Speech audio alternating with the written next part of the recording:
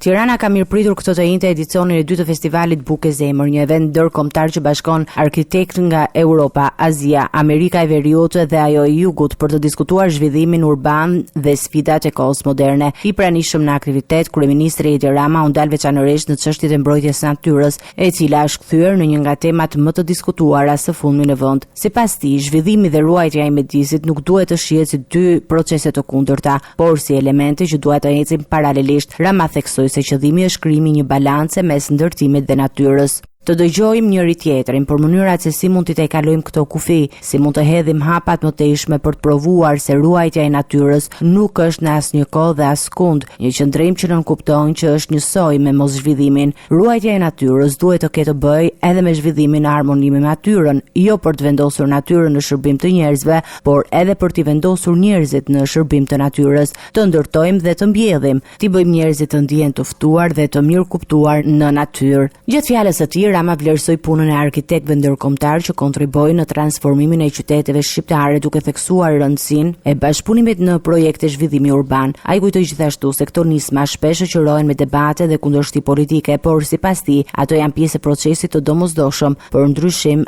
dhe përparim. Është e jashtëzakonshme se si ju arrini të zhvilloni një qytet, duke ju falenderuar shumë që i keni besuar kësaj përpjekjeje. Jeni këtu dhe e di se në fillim ishit kurreshtar më shikonit mua, ndërsa tani ju bën Shqipëria të ktheheni. Në fund, dua të them se kam pasur shumë sulme edhe të igra politike, kuptohet, por ja vlen të përballosh këto sulme që të ecësh përpara. Festivali Bukë e Zemër zhvillohet për të dytën vit radhazi në Tiranë dhe shërben si një platformë ku profesionistë të arkitekturës shkëmbejnë ide mbi zhvillimin e qëndrueshëm urban dhe social, si në Shqipëri ashtu edhe më gjerë.